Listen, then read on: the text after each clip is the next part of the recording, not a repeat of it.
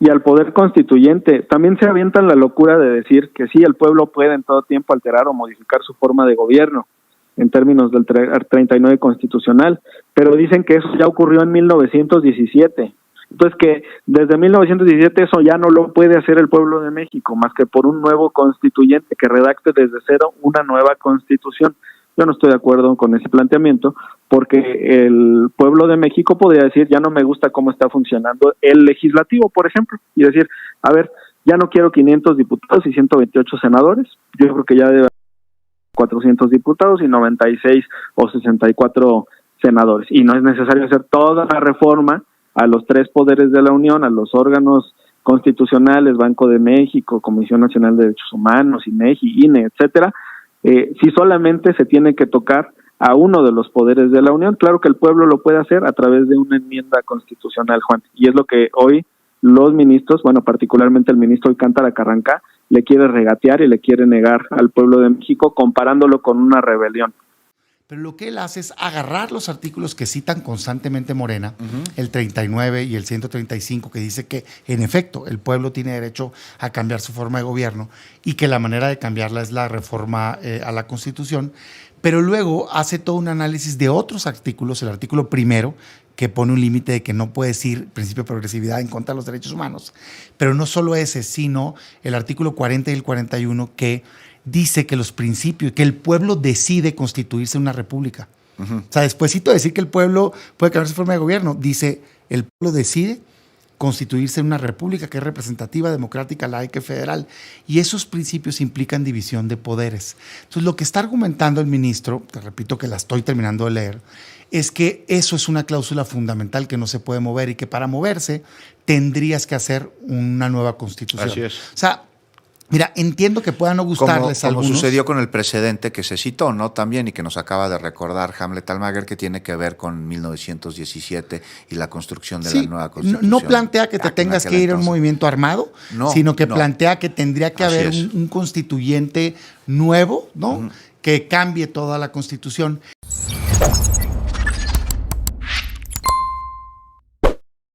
Un saludo para los pregoneros, con todo mi corazón.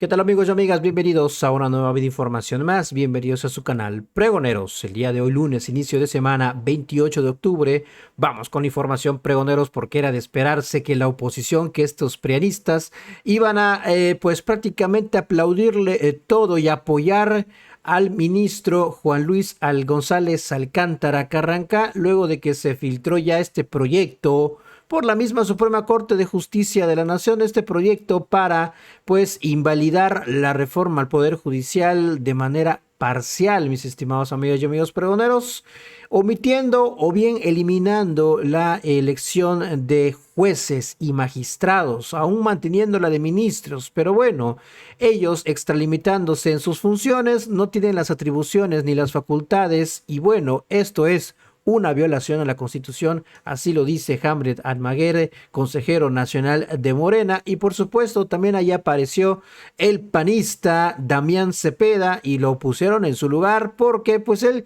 ya está apoyando con todo esta violación a la propia Constitución por parte del ministro Alcántara y Carrancá. Vamos a escucharlo, mis estimados pregoneros, así lo hace Pomada, Hamlet Almaguer. Juan, ¿qué tal? Muy buenas noches, un gusto saludarte y a toda la audiencia. Pues leyendo estos malabares que hace en su proyecto de sentencia el ministro Juan Luis González Alcántara Carrancá. ¿Cómo los lees, Hamlet Almaguer? ¿Hay viabilidad para que la Suprema Corte de Justicia de la Nación pudiese invalidar parcialmente la reforma, para que invaliden la elección de jueces y de magistrados y permitan la de ministros y magistrados electorales? No, pues la verdad es que es de locos, no encuentro otro concepto. Y los malabares que se avienta arrancan en la página 17 de la sentencia, cuando narra 4 precedentes, donde la Corte ha dicho que no se puede revisar el contenido de una reforma constitucional, y luego dicen, en una nueva reflexión, y esa es una manera de decir, ya cambiamos de opinión, y ahí les va por qué sí.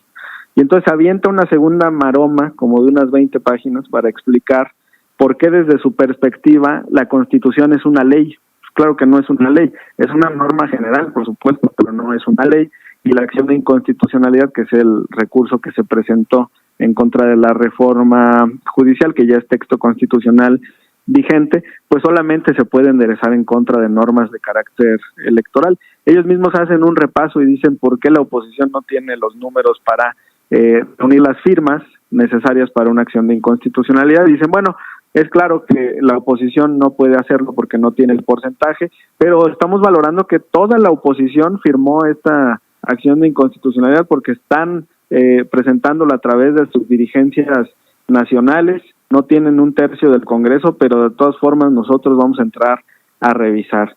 Y se siguen aventando unas maromas terribles donde además interpretan o confunden la cláusula establecida en el artículo 136 constitucional, que se trata del restablecimiento del orden constitucional cuando hay alguna especie de rebelión o revuelta, con lo que está ocurriendo. Eso está en la página 50 de este proyecto de sentencia. Entonces hablan de un principio de inviolabilidad de la Constitución y citan el artículo 136, que dice: esta Constitución no perderá su fuerza y vigor, aun cuando por alguna rebelión se interrumpa su observancia. Entonces ellos están equiparando una rebelión que interrumpe la observancia del texto constitucional a lo que ocurrió el 2 de junio, con la votación masiva a favor del Plan C, en donde los ciudadanos sabían que se iba a votar por una reforma judicial. Y eso además quedó inscrito en las plataformas electorales del Partido del Trabajo, de Morena y la propia de la doctora Claudia Sheinbaum, presidenta constitucional, en su documento 100 Pasos por la Transformación. Y en este apartado vamos, Juan, aunque ya hemos revisado también los resolutivos del propio proyecto de sentencia, donde en efecto hacen esta distinción que comentabas anteriormente, y dicen, bueno, no estamos tocando el caso de los ministros, pero que no se elija a los jueces y magistrados, Juan. ¿Está invadiendo funciones el Poder Judicial con respecto al Poder Legislativo a través de esta iniciativa, de este proyecto? Y al Poder Constituyente. También se avientan la locura de decir que sí, el pueblo puede en todo tiempo alterar o modificar su forma de gobierno, en términos del 39 constitucional, pero dicen que eso ya ocurrió en 1917. Entonces que desde 1917 eso ya no lo puede hacer el pueblo de México, más que por un nuevo constituyente que redacte desde cero una nueva constitución. Yo no estoy de acuerdo con ese planteamiento, porque el pueblo de México podría decir, ya no me gusta cómo está funcionando el legislativo, por ejemplo, y decir, a ver, ya no quiero 500 diputados y 128 senadores, yo creo que ya debe haber 400 diputados y 96 o 64 senadores, y no es necesario hacer toda la reforma a los tres poderes de la Unión, a los órganos constitucionales, Banco de México, Comisión Nacional de Derechos Humanos, INEGI, INE, etcétera, si solamente se tiene que tocar a uno de los poderes de la Unión. Claro que el pueblo lo puede hacer a través de una enmienda constitucional, Juan, y es lo que hoy los ministros, bueno, particularmente el ministro Alcántara Carranca, le quiere regatear y le quiere negar al pueblo de México, comparándolo con una rebelión. Tenía pensado desde hace unos días poder entrar a un tema de fondo que te había comentado, que era el tema educativo, pero hoy pues la verdad es que evidentemente el tema más importante que está puesto en la mesa del país es este proyecto. Entonces creo que bien hacemos en abordarlo, ¿no? Desde todas las aristas. Acaba de iniciar hace 10 minutos la discusión en San Lázaro, en la Cámara de Diputados. Mira, arrancaron tarde, pero ya empiezo con la de supremacía y termino con la del proyecto. Me parece a mí un abuso, un exceso. Lo digo con sinceridad, porque básicamente lo que están haciendo es impedir que en ningún caso, yo aquí me quisiera despegar de la reforma del Poder Judicial, en ningún caso, nunca, ni un ciudadano, ni un gobierno, ni un organismo, nadie pueda impugnar una reforma constitucional, aun cuando no se cumpla con el procedimiento y aun cuando violen derechos humanos. Había sido grotesco como habían presentado la iniciativa, ¿no? Explícita en el artículo primero y lo demás. Pero en el fondo yo soy de la idea de que es lo mismo. Porque yo me pregunto, si se aprueba esta reforma, ¿cómo impugno mañana? Por ejemplo, una reforma contra derechos humanos. No voy a tener vía. ¿Cómo lo hicieron ayer? Te pregunto, Damián Cepeda. ¿Hay precedentes de un recurso para detener una reforma constitucional en nuestro país? ¿Se ha presentado? Intentos muchos, y de hecho déjame citarte uno que me parece interesante. En 2016, un presidente de un partido que se llamaba Andrés Manuel López Obrador presentó una acción de inconstitucionalidad contra una reforma constitucional cuando cambiaron el Distrito Federal a la Ciudad de México. Reforma constitucional. Así es. Y si tú lees, haz de cuenta que me estuvieras escuchando, porque él lo que argumenta, y yo soy una persona congruente, pues me imagino que no van a decir que está loco ni nada, como le dicen a todos los que hoy pensamos que se puede impugnar. Él lo que argumenta en aquella ocasión, y que creo que tenía razón, es que no se puede dejar en la indefensión a los mexicanos y que particularmente en términos de derechos humanos tiene que asumir su responsabilidad el Tribunal Constitucional. Argumenta también, incluso se va más allá, porque argumenta en contra del artículo 61 de la Ley de Amparo. Y básicamente lo que él afirma... El que nos convoca hoy es el mismo. Sí, similar en una parte. Lo que él afirma es que quedó superado por la reforma de derechos humanos de 2011. Entonces, lo que ¿Y yo qué quisiera... pasó con ese amparo? No fue amparo, fue acción de inconstitucionalidad. Con esa acción de inconstitucionalidad. Votación dividida. Ajá. Y no procedió, como no ha procedido otras del PAN y otras de MC. Yo acepto que la interpretación al día de hoy había sido o es que no se pueden impugnar. Yo no estoy de acuerdo. Y no estoy de acuerdo no ahorita, sino se lo pregunté a cada aspirante a la Corte cuando era yo senador y se presentaron. Yo les hacía a todos la misma pregunta, porque yo sí creo que tiene un límite el poder constituyente permanente. ¿Cuál es el límite? Los derechos humanos. Y hoy lo que argumenta el ministro, y fíjate cómo me estoy mezclando, es que hay otro límite que tiene que ver con cláusulas pétreas. ¿Qué es esto? Como los principios fundamentales del país. Las piedras. En algunos países expresamente se dice que no se puede cambiar los pilares fundamentales del país. En nuestro país, si bien tal cual no lo dice, sí lo dice a lo largo de los artículos. Y la verdad es, estoy analizándolo apenas todavía el proyecto que trae, pero lo que él hace es agarrar los artículos que citan constantemente Morena, el 39 y el 135, que dice que, en efecto, el pueblo tiene derecho a cambiar su forma de gobierno y que la manera de cambiarla es la reforma a la Constitución, pero luego hace todo un análisis de otros artículos, el artículo primero, que pone un límite de que no puedes ir, principio de progresividad, en contra de los derechos humanos. Pero no solo ese, sino el artículo 40 y el 41, que dice que los principios, que el pueblo decide constituirse una república. O sea, despuésito de decir que el pueblo puede cambiar su forma de gobierno, dice, el pueblo decide constituirse en una república que es representativa, democrática, laica y federal. Y esos principios implican división de poderes. Entonces, lo que está argumentando el ministro, te repito que la estoy terminando de leer, es que eso es una cláusula fundamental que no se puede mover y que para moverse tendrías que hacer una nueva constitución. Así es. O sea, mira, entiendo que pueda no gustarles a algunos. Como sucedió con el precedente que se citó, ¿no? También, y que nos acaba de recordar Hamlet Almaguer, que tiene que ver con 1917 y la construcción de la nueva Constitución. No plantea que te tengas que ir a un movimiento armado, sino que plantea que tendría que haber un constituyente nuevo, ¿no? Que cambie toda la Constitución. Y luego hace un razonamiento que me parece interesante. O sea, entiendo que puedan no estar de acuerdo, pero no creo que sea una tontería lo que está diciendo, para nada. De hecho, dice... ¿Tú estás de acuerdo? Hasta donde voy, sí. La quiero terminar, pero hasta donde voy, sí. Dice algún punto de vista que yo no lo había pensado así. Dice, mira, tan no se puede que el propio constituyente le puso un límite en la consulta popular. Y es cierto. En la consulta popular, que vas y le preguntas al pueblo directamente, que sería como el método pues para dirimir esta controversia, está prohibido preguntarle sobre los principios rectores del país. O sea, no puedes cambiar que somos una república representativa, democrática, laica y federal. Entonces, pues sí me parece razonable que si no lo puede cambiar el pueblo a través de una consulta popular, pues no lo pueda cambiar un legislador, en tanto no se genere un constituyente, digamos, nuevo con una nueva constitución. Bueno, más allá del tema que te prometo que cuando lo termine de leer todo voy como a la mitad, con gusto te puedo dar un punto de vista en todo. Yo lo que sí creo que es positivo para el país es que sí se pueda revisar una reforma constitucional. Y mira, me voy a poner una autocontención, así como se la ponen ellos, porque es bien interesante. Hicieron política, Este proyecto trae política. En un artículo dice... Casi dice, y como ya sé que me vas a decir que lo estoy haciendo porque estoy defendiendo mis propios privilegios, te anticipo que no me va a aplicar a mí. Y entonces, con los ministros, haz lo que quieras.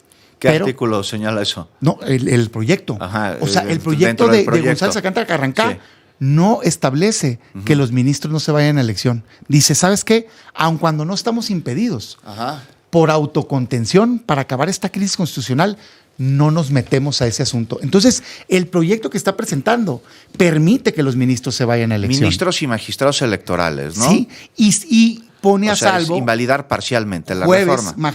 jueces, magistrados y demás. Yo te soy sincero, a mí esa división no me gusta, porque para mí lo que está bien para todos y lo que está mal para todos. Pero creo que es algo inteligente en términos de distender políticamente y que no sea un tema de ellos defendiéndose ellos mismos. Yo no comparto el tema de que tengan conflicto de interés, porque entonces, ¿quién podría analizar un asunto? Para eso existe la Corte. Es tanto como decirle a un diputado que no pueda votar sobre un tema electoral porque él compite electoralmente. Pues no me parece. Pero no tanto, ¿no? Imagínate que no pueda un tribunal constitucional abordar. Ajá. Pero me pareció bien astuto porque les quitó el argumento. Pues ahora al que le quieran alegar a un ministro que votaron para salvarse ellos mismos, ya no pueden, porque esta sentencia no los cubre. Yo me regreso a mi idea. A ver, comparto con compañeros, Nos quedan 2 Hamlet minutitos.